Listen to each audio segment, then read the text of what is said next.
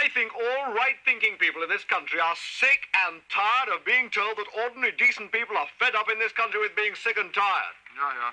I am certainly not. And I'm sick and tired being told that I am. Lady Harriet Jones?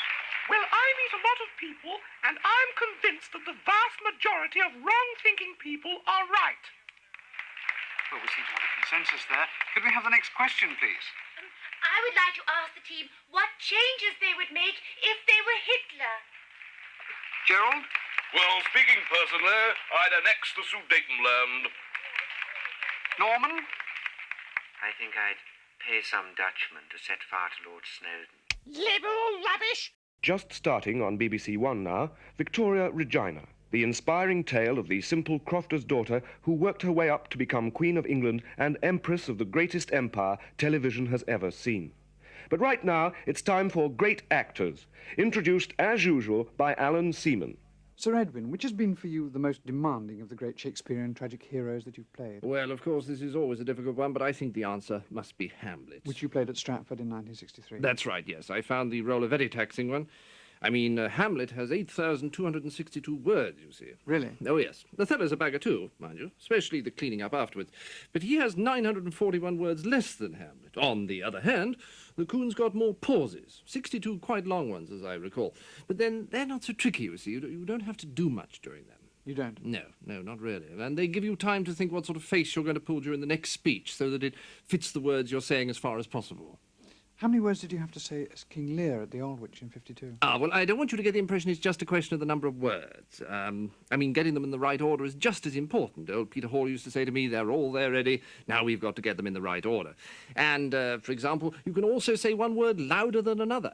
To be or not to be, or to be or not to be, or to be or not to be, you see, and so on. Inflection. And, of course, inflection. In fact, Lear has only 7,054, but the real difficulty with Lear is that you've got to play him all, shaky legs and pratfalls and the dentures coming out, because he's ancient as hell. And then there's that heart-rending scene when he goes right off his nut, beep, beep, beep, beep, beep, beep, beep, beep, beep, and all that, which takes it out of you, what with having the crown to keep on. So Lear is tiring, though not difficult to act, because you've only got to do despair and a bit of anger, and they're the easiest. Are they? What are the hardest? Fear. Fear? Yes, never been able to get that. Can't do the mouth. I look all cross. It's a very fine line. What else? Apart from fear, jealousy can be tricky, but for me, the most difficult is being in love. You know, that open-mouthed, vacant look that Vanessa Redgrave's got off to a T. Can't do that at all. And also, I'm frightfully awkward when I try that happy prancing, which is a shame, really, because otherwise Romeo's very good for me. Only 3008 and quite a lot of climbing and kissing. Sir Edwin, get stuffed. I've enjoyed it.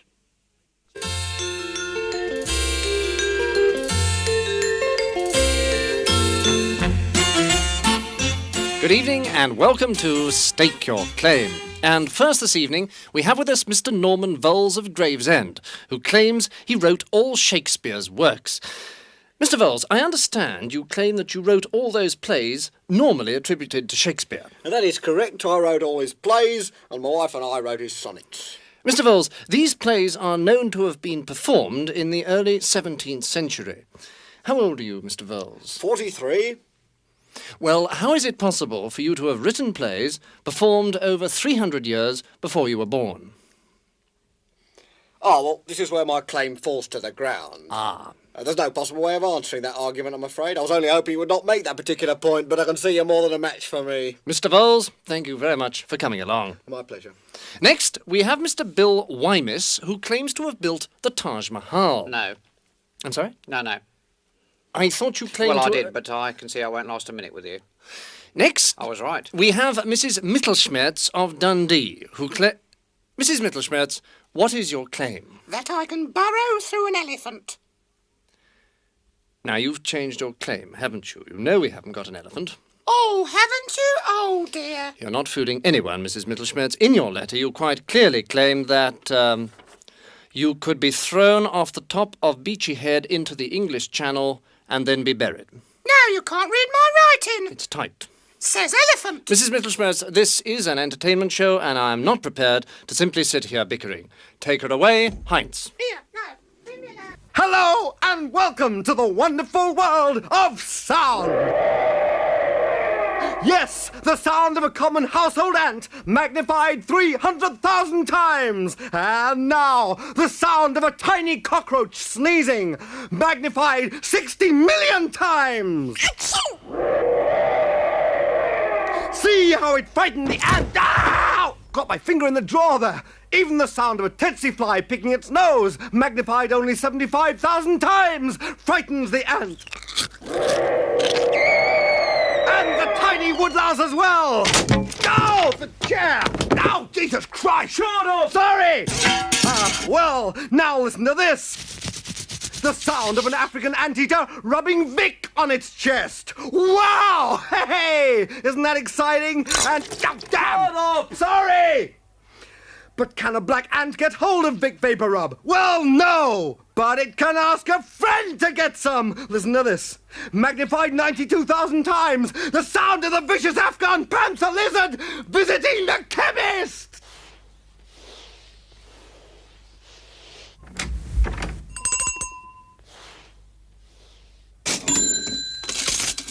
Isn't nature wonderful? Hey, yeah. And now a herd of zebras visiting the same chemist to ask for something for the weekend.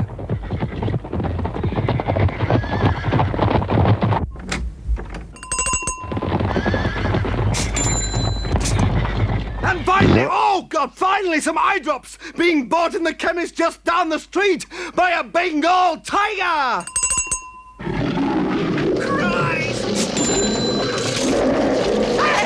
Frighten the ant and the zebras! They trample the woodlouse! Oh, Christ, the chair! Ah! Oh, almighty! Sorry!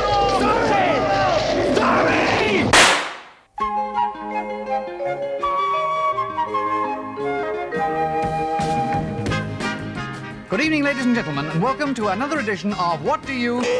A new radio quiz game loosely based on all the old radio quiz games. The rules are very simple. We shall ask a team of two personalities, Lord Elpers, hello, and the Deaconess of Detroit, hello, a series of questions in either category, or special category.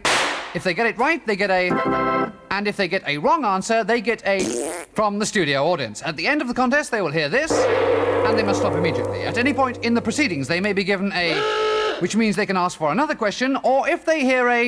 it's the fire alarm. When they want to interrupt a... or a... but not a...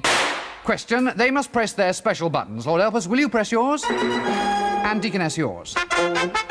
If they get it right, they get 15 points on the scoreboard here, 4 letters on the radio blackboard for each correct part, and a shot from our mystery gunner. Like so. In the event of a tie, I shall start the clock, so, and there will be a choice of either a... or a... for the first of either the... contestant or the... contestant who can make the golden word Birmingham from his 4 letters, and he will get a... which will mean he's this week's winner. Right, well, those very simply are the rules. We'll be back again same time next week. Till then, goodbye from Lord Elpers. Goodbye. The Deaconess of Detroit. Bye. And from me, it's... With this nude woman and 2 kids and a dog,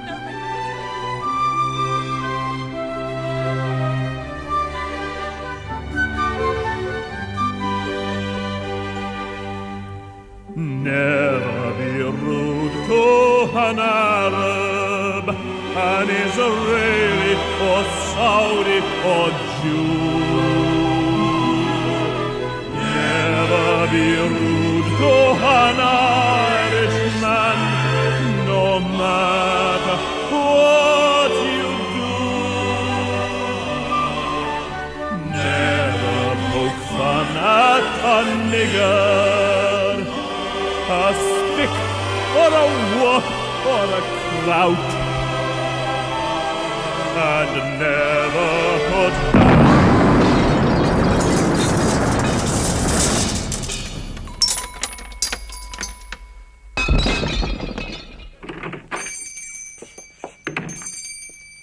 Good morning. I'd like to buy a cat. I've got a lovely terrier. No, I want a cat, really. How about this then? Well, that's a terrier. Well, it's as near as damn it. What do you mean? I want a cat. Look, I'll tell you what. I'll file its legs down a bit, take its snout out, stick a few wires through its cheeks, make a lovely cat, that would. No. It's still not a proper cat. What do you mean? Well, it wouldn't meow. Well, it'd howl a bit. No. Well, have you got a budgie? No, fresh out of them. I'll tell you what. I'll lop its back legs off, make good, strip the fur, stitch on a couple of wings, and staple on a beak of your own choice. No problem, lovely budgie. Well, how long would that take? Oh, conversion like that, back legs off, stripping. Oh, Harry, could you do a budgie job on a terrier straight away? I'm still putting a tuck in the Airedale. Then I got the frogs to let out. Friday? No, I need it tomorrow. It's a present. Ooh, long job, a budgie. Tell you what, terrier makes a lovely fish. I could do that for you now. Legs off, fins on, simple metal tube through the back of its head so it can breathe. Bits of gold paint, make good. You'd need a big tank. It's a great conversation piece. Yes, all right. But, only if I can watch. Good morning. Good morning, sir. Can I help you? Yes. Do you have a copy of 30 Days in the Samarkand Desert with the Duchess of Kent by A.E.J. Eliot, OBE? Well, I don't know the book, sir. Never mind. How about 101 Ways to Start a Fight? By? An Irish gentleman whose name eludes me for the moment. No, well, we haven't got it in stock, sir. Well, not to worry. Can you help me with David Copperfield? Ah, yes, Dickens. No. I beg your pardon? No, Edmund Wells. I think you'll find Charles Dickens wrote David Copperfield, sir. No. Dickens wrote David Copperfield with 2 P's. This is David Copperfield with 1 P by Edmund Wells. David Copperfield with 1 P? Yes, I should have said. Yes, well, in that case, we don't have it. Funny, you've got a lot of books here. Yes, we do, but we don't have David Copperfield with 1 P by Edmund Wells. Are you quite sure? Quite. Not worth just looking? Definitely not. How about Great Expectations? Yes, well, we have that. That's Grate Expectations, also by Edmund Wells. Yes, well, in that case, we don't have it. We don't have anything by Edmund Wells, actually. He's not very popular. Not Nicholas Nickleby? That's Knickerless? No. Christmas Carol with a K? No. How about A Sale of Two Titties? Definitely not. Sorry to trouble you. Not at all. Good morning. Good morning. Oh! Yes? I wonder if you might have a copy of Barnaby Budge. No, as I say, we're right out of Edmund Wells. No, not Edmund Wells. Charles Dickens. Charles Dickens? Yes. You mean Barnaby Rudge? No, Barnaby Budge by Charles Dickens. That's Dickens with 2 Ks, the well-known Dutch author.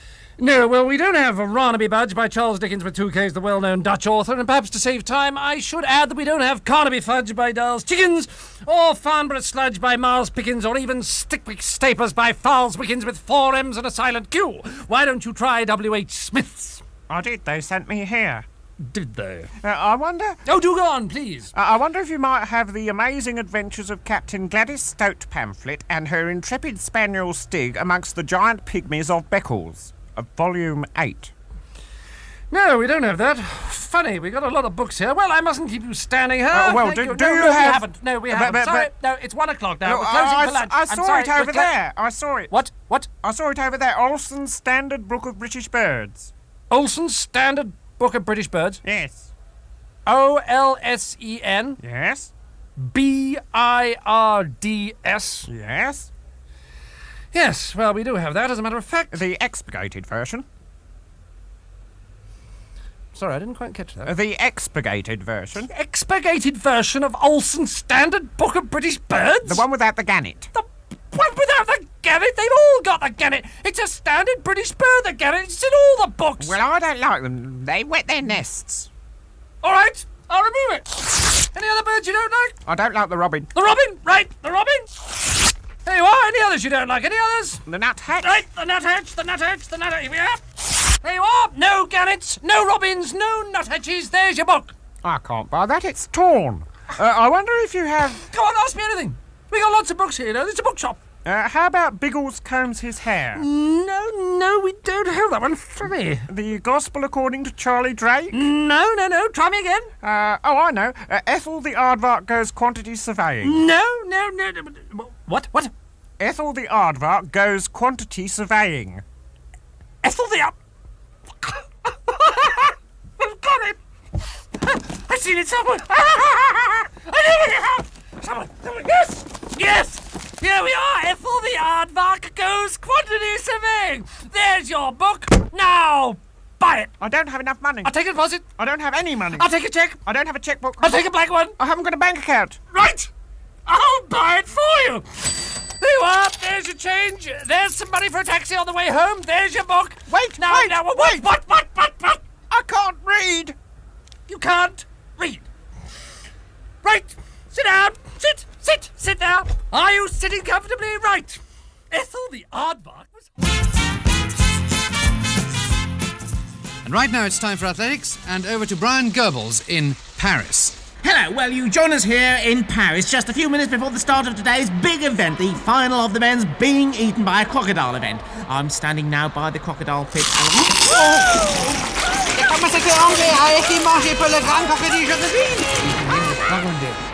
Well, I'm afraid we've lost Brian Goebbels, so while they're sorting that out, we have a report from Barry Loathsome in Loughborough on the British preparations for this most important event.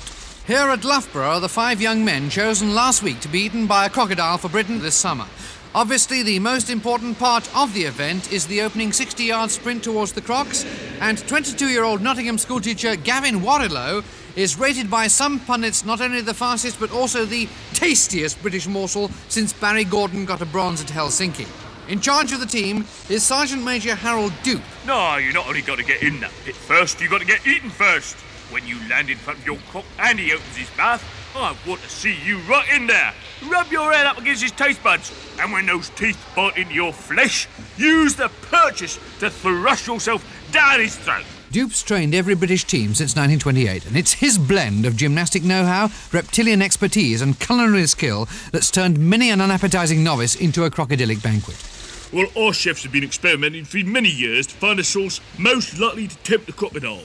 In the past, we've concentrated on a fish-based velouté sauce, but this year we're reverting to a simple béarnaise. The British team are worried because Olympic regulations allow only the competitors' heads to be sauced. Kevin Warrilow. Yes, well, I mean, 4 years ago, everyone knew the Italians were coating the insides of their legs with bolognese. The Russians have been marinating themselves. One of the Germans, Biolet, was actually caught putting remoulade down his shorts.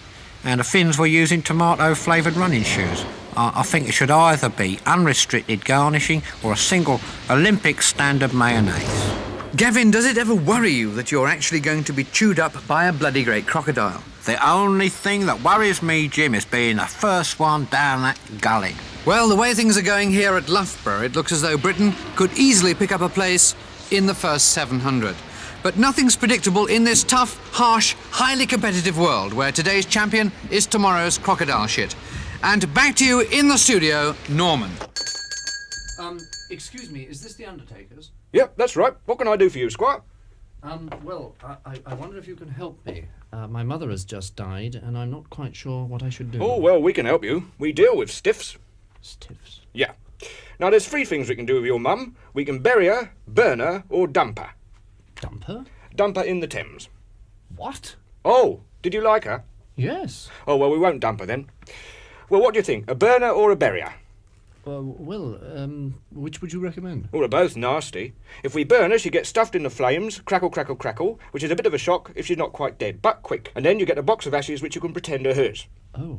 Or, if you don't want to fry her, you can bury her, and then she'll get eaten up by maggots and weevils, nibble, nibble, nibble, which isn't so hot if, as I said, she's not quite dead. I see. Well, I'm not very sure. She's definitely dead. Where is she? She's in this sack. Let's have a look. Oh, she looks quite young. Yes, she was. Fred! Yeah? I think we've got an eater. I'll get the oven on. Excuse me, are you suggesting we should eat my mother? Yeah, not raw. Not raw. We'd cook her. She'd be delicious with a few French fries, a bit of broccoli and stuffing. Delicious. What? Well, actually, I do feel a bit peckish. No, I can't. Look, we'll eat your mum, then if you feel a bit guilty about it afterwards, we can dig a grave and you can throw up into it. All right.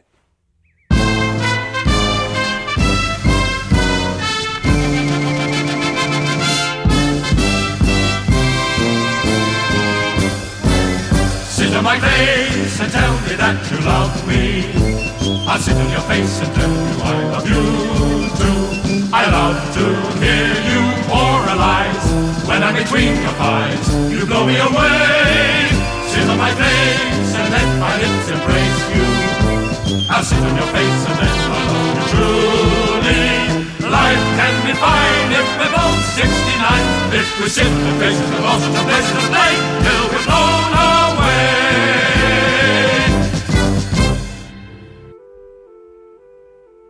June the 4th, 1973, was much like any other summer's day in Peterborough, and Ralph Mellish, a file clerk at an insurance company, was on his way to work as usual, when nothing happened. Scarcely able to believe his eyes, Ralph Mellish looked down, but one glance confirmed his suspicions. Behind a bush on the side of the road, there was no severed arm, no dismembered trunk of a man in his late 50s, no head in a bag. Nothing. Not a soul. For Ralph Mellish, this was not to be the start of any trail of events which would not, in no time at all, involve him in neither a tangled knot of suspicion nor any web of lies which would, had he been not uninvolved, surely have led him to no other place than the Central Criminal Court of the Old Bailey. But it was not to be. Ralph Mellish reached his office in Dalzell Street, Peterborough, at 9:05 a.m., exactly the same time as he usually got in. Morning, Mr. Mellish. Morning, Enid. Enid, a sharp-eyed, clever young girl who had been with the firm for only 4 weeks, couldn't help noticing the complete absence of tiny but telltale bloodstains on Mr. Mellish's clothing. Nor did she notice anything strange in Mr. Mellish's behavior that whole morning, nor the next morning, nor at any time before or since the entire period she worked with that firm. Have the new paper clips arrived, Enid? Yes, they're over there, Mr. Mellish. But for the lack of any untoward circumstances for this young secretary to notice, and the total non-involvement of Mr. Mellish in anything illegal, the full weight of the law would have ensured that Ralph Aldous Mellish would have ended up, like all who challenge the fundamental laws of our society, in an iron coffin with spikes on the inside. Turn that thing off! And now, the moment you've been waiting for! Your chance to be like Sir Laurence Olivier, Sir Alec Guinness, and Lawrence Harvey in the privacy of your own living room. Yes, all you need is this record and the script supplied with it, and you too can be a great actor!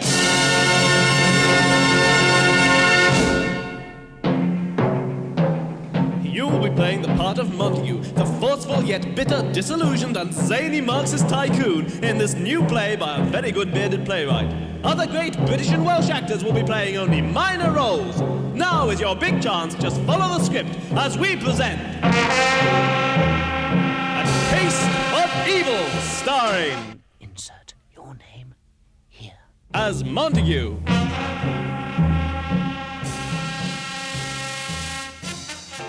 A police station in Repton. Morning, Super. Morning, Wonderful. Nasty business up at the tower, sir. Oh, yes? What's happened? Montague's shot himself. Dead? Afraid so, sir. Blood everywhere. We apologise for an error in this Be a Great Actor in Your Own Living Room section of the record. Owing to an error in the selection of the play, the character of Montague does not appear to speak throughout the production. So, let's go straight on to number 2 in your scripts. All quiet on the Western Front.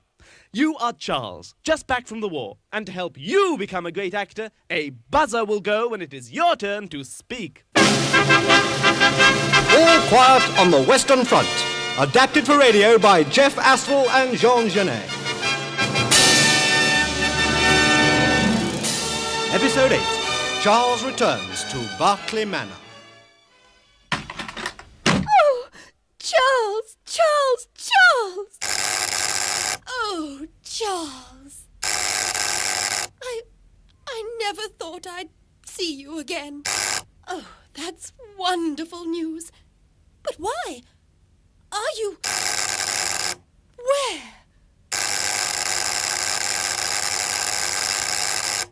Oh, no. Yes, Charles? Oh, I love you, too. But what? Shut off? Completely? Oh, Charles. Charles. Charles. Charles ever play football again? Does Asquith really know what is happening to the chaps in France? And is Belinda such good, as everyone says? Don't miss next week's exciting episode.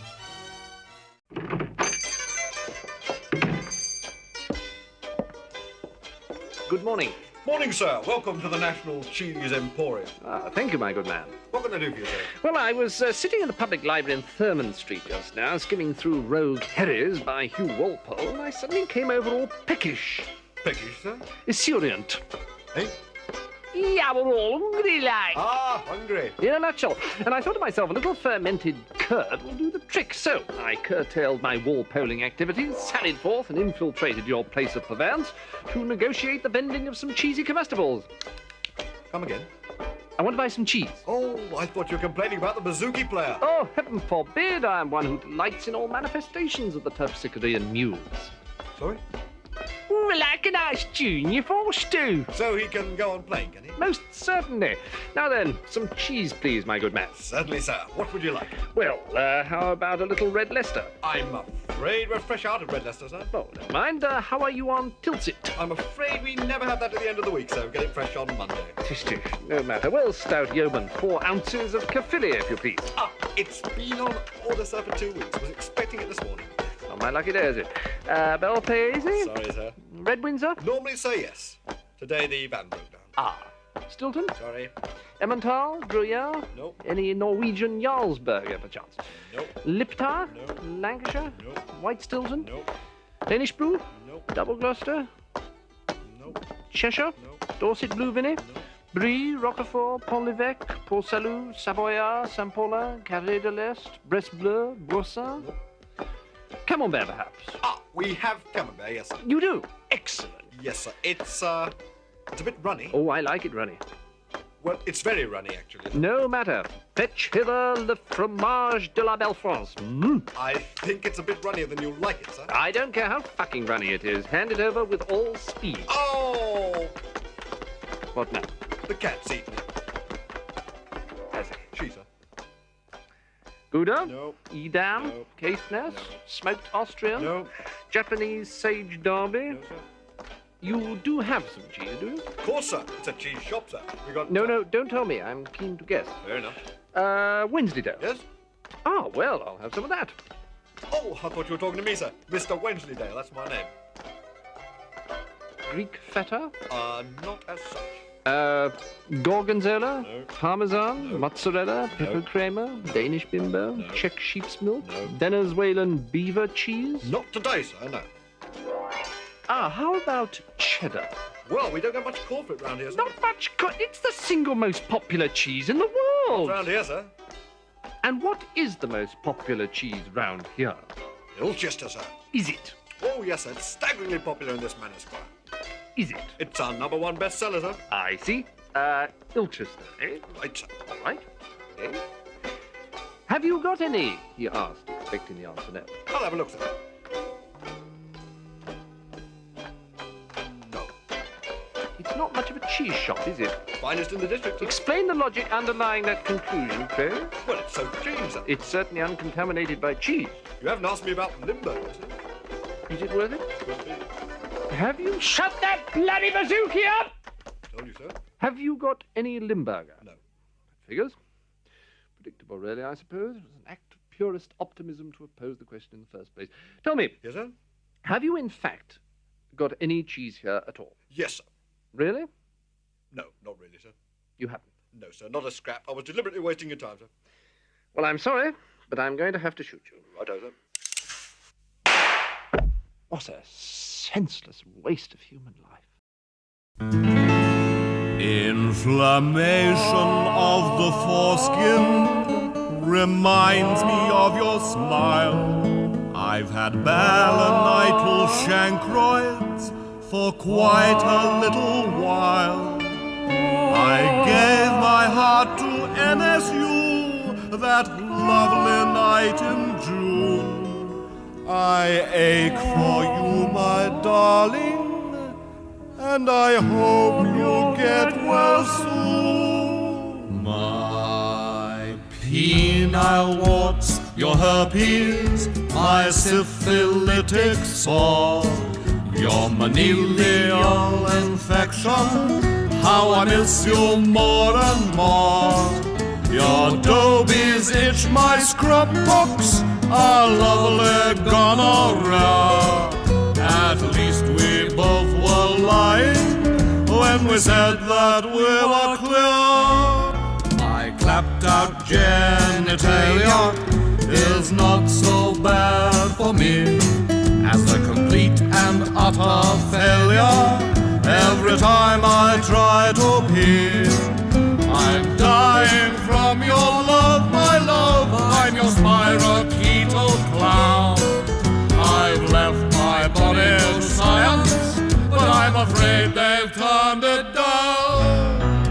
Gonococcal urethritis, streptococcal balanitis, meningomyelitis, diplococcal cephalitis, epididymitis, interstitial keratitis, syphilitic choroiditis, and Neisseria uveitis.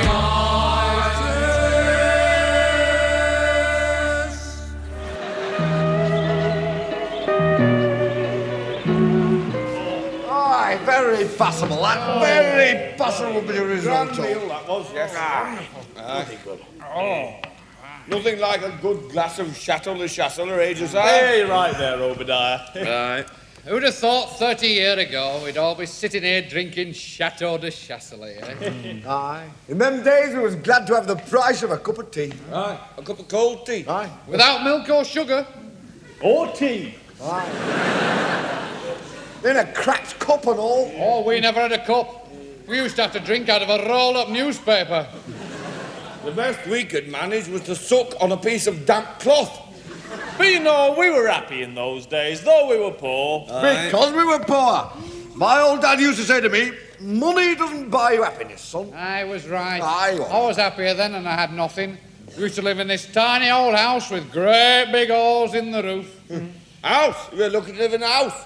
We used to live in one room, all 26 of us, no furniture, half the floor was missing, and we were all huddled together in one corner for fear of falling. Yeah, you were lucky to have a room.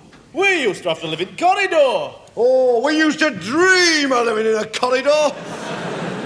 Would have been a palace to us. We used to live in an old water tank and a rubbish tip. We got woke up every morning by having a load of rotting fish dumped all over us. House? Well, when I say house, it was only a hole in the ground covered by a sheet of tarpaulin. But it was a house to us. We were evicted from our hole in the ground. We had to go and live in a lake. You were lucky to have a lake. There were 150 of us living in shoebox in middle of the road. Cardboard box? No. You were lucky. We lived for 3 months in a paper bag in a septic tank.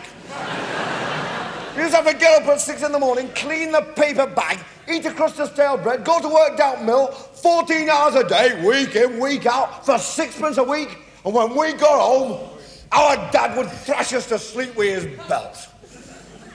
Luxury. We used to have to get out of the lake at 6 o'clock in the morning, clean the lake, eat a handful of hot gravel, work 20-hour day at mill for 2pence a month, come home and Dad would thrash us to sleep with a broken bottle if we were lucky. Well, of course, we had it tough. We used to have to get up out of shoebox at 12 o'clock at night and lick road clean with tongue. We had 2 bits of cold gravel, worked 24 hours a day at mill for 6pence every 4 years, and when we got home, our Dad would slice it in two with a bread knife. Right. I had to get up in the morning at 10 o'clock at night, half an hour before I went to bed. Drink a cup of sulphuric acid. Work 29 hours a day down mill and pay mill owner for permission to come to work. And when we got home, our dad and our mother would kill us and dance about in our graves, singing hallelujah. And you try and tell the young people of today that, and they won't believe you. They won't. You crumb bum! You always come back here crawling. Well, this time you crawled too far. Oh, Jim! Jim! Why did you do it? You could have destroyed the tapes, and none of this left his back. An excerpt from Carl French's latest film. Carl, we're all a little mystified by your claim that your new film stars Marilyn Monroe. It does, yes. Who died over 10 years ago. That's correct. Are you lying? No, it's just that she's very much in the public eye at the moment. Does she have a big part? She is the star of the film. And dead? Well, we dug her up and gave her a screen test, a mere formality in her case, and... Can she still act? Well, she still has this enormous, a kind of indefinable, no. Was decomposition a problem? We did have to put her in the fridge between takes. What sort of things does she do in the film? Well, we had her lying on beds, lying on floors, falling out of cupboards, scaring the children. But surely Miss Monroe was cremated? Well, we had to use a stand-in for some of the more visible shots. Another actress? Dead actress, but Monroe was in shot the whole time. How? Oh, in the ashtray and a fire grate and a vacuum cleaner. So Marilyn does not appear in the film? Not as such. Mr. French, you're one of the film world's most arrogant queens. I mean, not just homosexual or gay or anything. I mean, you are a raving queen. Well, yes. I mean, a real screamer, a real whoops, get her, don't mind me, dear limp-wristed caricature. Is that not in order? No, that's fine. And I understand that you married the beautiful black heiress, Huina Tannoy, partly for the publicity, but mostly to cover up the fact that you prefer going out with little boys. Look, really? Carl, you're an effeminate little puff, a mincing gay bar loiterer, a winnet-covered walking perfume shop, and an evil perverter of innocent little boys. What? Really? Is this part of the interview? No, I just wanted a few contacts. Well, shouldn't we be talking about the film? We've been off the air for ages now. Where'd you find them? Look, I think we are still on the air. Oh, sod the fucking air. Can't you still get locked up for that sort of thing? Well, what about the film? Just a few addresses, please. Look, we've got James Dean in it, in a box. I can turn the microphone off if you want. And bits of Jane Mansfield.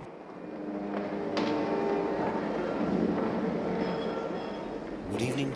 Welcome to the Festival Hall for the first of 3 concerts given by Émile Gilbert to celebrate the 131st anniversary of the birth of Tchaikovsky.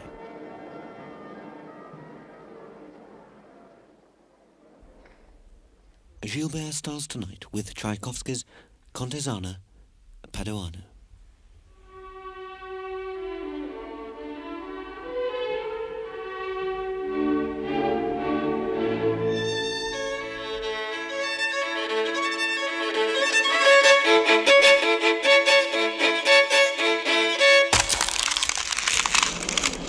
Oh dear, Gilbert has trodden on his violin. He's put his foot through the bridge and sat on the soundpost. Is he going to attempt to finish the piece? I think he is. He's picked up the sound case and fingerboard of this beautiful 17th century instrument, actually made by Nicola Amati at Cremona, and he's trying to wedge them under his chin.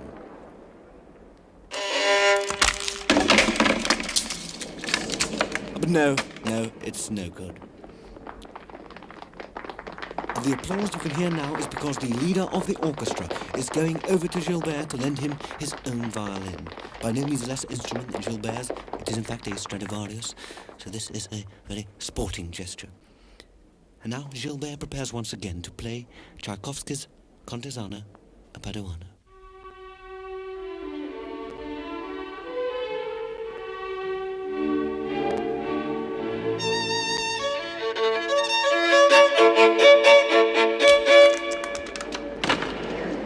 Oh dear, the end's come off. He's caught the peg box in one of the uprights of his music stand, and in trying to get it out with his ear, he's completely snapped off the fingerboard.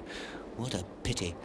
I've certainly never seen this happen before in the festival hall, and the leader of the orchestra's not looking very pleased. In fact, he's punched Gilbert in the face. There's a bit of blood, but Gilbert has managed to snatch another instrument from the second violins, and he's climbing off the way up towards the organ, and he's going to have yet another bash at Tchaikovsky's Contesana Paduano. But he's crushed the soundbox with his chin on the second bar there. This really isn't his day. And now the conductor, Otto Klemperer, is hopping across the stage towards Gilbert and trying to poke at him with a stick. I must say this is amazing. It's the first time in the festival hall that I've seen a violinist of Gilbert's caliber poked with a stick. And one of the oboists has leapt onto Klemperer's back and is pulling his hair out. I must say it's wonderful to see the loyalty which a great soloist like Gilbert can still command amongst his fellow musicians. In fact, several of the cellists have thrown off their clothes and are making a vast human pyramid, standing a full 30 feet above the smoke and flames drifting across from the blazing wind section. And through the smoke I can see, yes, I can see the timpanist, one of Britain's best, has lashed himself and a Japanese friend to the kettle drum and is rolling off the stage towards the pit of ordure that has opened up under the first 6 rows of the stalls. Whilst throughout this, the rather unpleasant business of prizing Gilbert out from between the organ pipes is being undertaken by men of the Royal Engineers. And Gilbert is half out. He's got an army violin and he's having another go at the Contesano Paduano, and he's playing beautifully. Oh dear! One of the Royal Engineers has stuck a crowbar through his chest and he's dropped the violin. And these very fit young leopards have pounced upon it and are already taking bits of it across to Herr Willy Brandt on the other side of the stage. Well, the police have erected barriers now to keep people away from the rubble, and as fighters swoop down to bomb the last pockets of resistance, we go on to the next part of our programme. The Sonatina in E-sharp by Antonio Vivaldi, played by Pablo Casals during his 400-foot plunge into a bucket of boiling fat.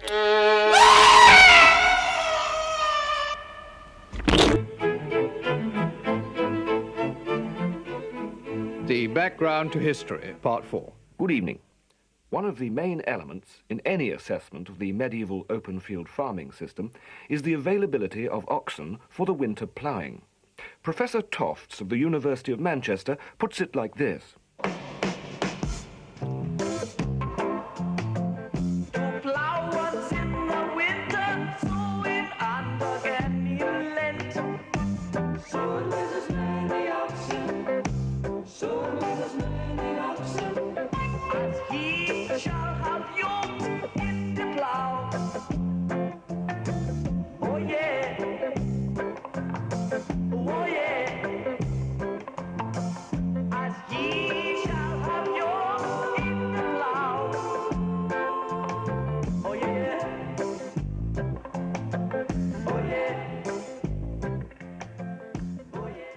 But of course, there is considerable evidence of open-field villages as far back as the 10th century. Professor Moorhead.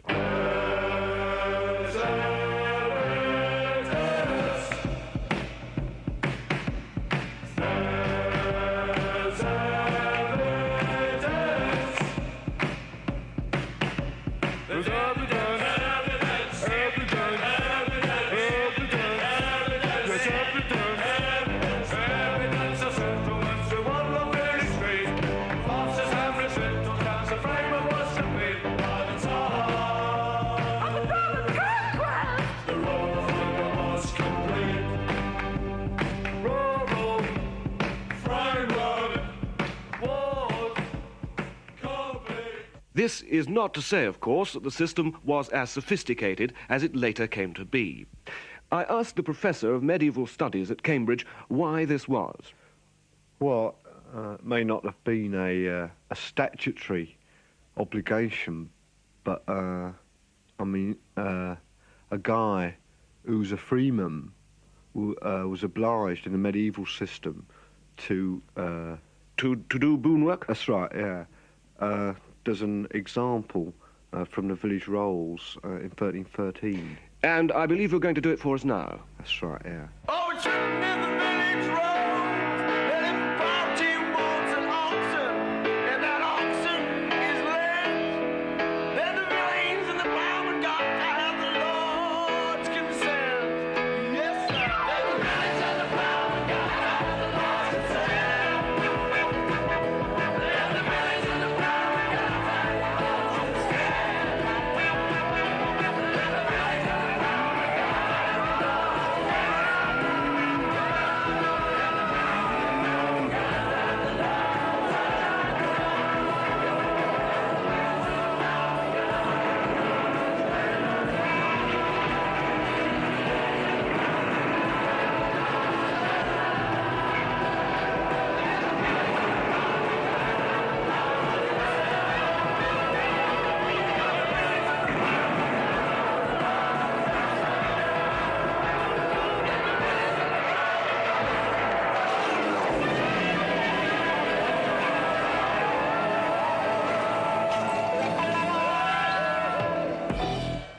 That was a talk on the open field farming system by Professor Angus Jones. Some of the main points covered in this talk are now available on a long playing record The Ronettes sing medieval agrarian history. The Ronettes sing medieval agrarian history, please. Sorry, we're sold out. It's terrifically popular. We got First World War noises. Is that the Ronettes? No, the French and the Germans. Oh, well, perhaps I could hear a track. Right, go in booth 4. Yeah, thank you. Oh, just coming. Sorry. 4.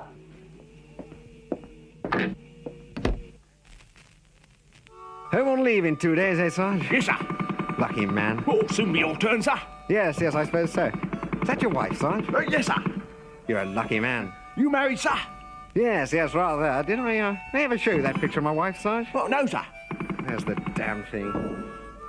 Yes, here we are. Pretty nice, eh? Oh, bit ugly, though, sir. Ugly? You know, I mean, not attractive to men, sir. Well, I suppose that's rather a matter of taste, sir. Oh, no, she's ugly, sir. It's not a very good picture, actually. It makes her nose look too big. No, the nose is all right, sir. It's the eyes. What's wrong? Well, they're crooked, sir. They're not crooked. Look out! Ooh.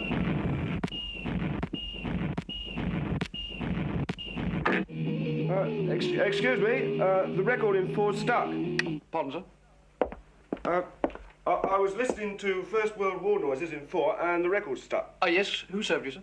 It was a girl. Oh, yes, Miss Savonarola. She's off dead, I'm afraid. Dead? Yeah, she came over all dead, so we've given her the afternoon off. Can I help you? Yeah, I was listening to World War noises in 4 and the record's stuck. Ah, you want Mr. Paslow. A moment, please.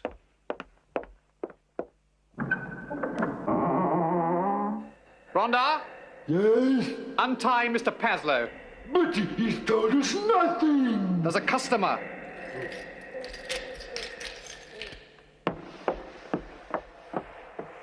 Right, this is Mr. Paslow. He'll look after you. Oh, right, thank you. Well, Mr. Parslow, I was listening to First World War noises in 4 and the record's stuck.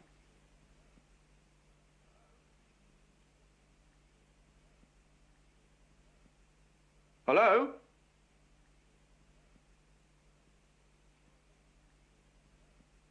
Mr. Parslow?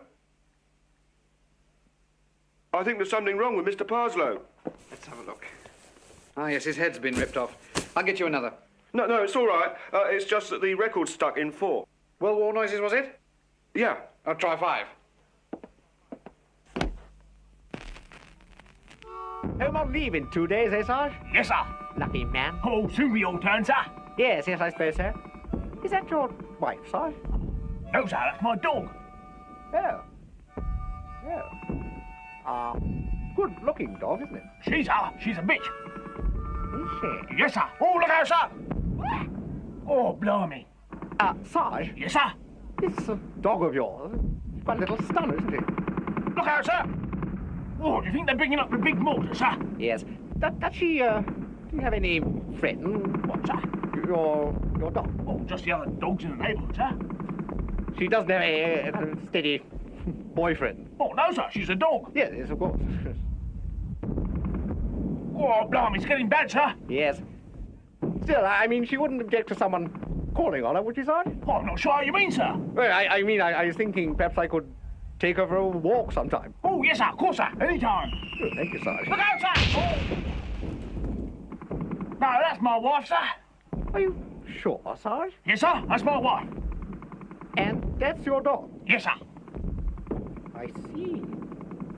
Look, Sarge, I think I'll be calling on you rather a lot when all this is over. Oh, thank you, sir. Not at all. It's just I'm rather fond of dogs. They're fond of dogs. They're fond of dogs. They're fond of dogs. They're fond of dogs. Excuse me, the record's stuck. The record's stuck. The record's stuck. The record's stuck. The record's stuck. The record's stuck.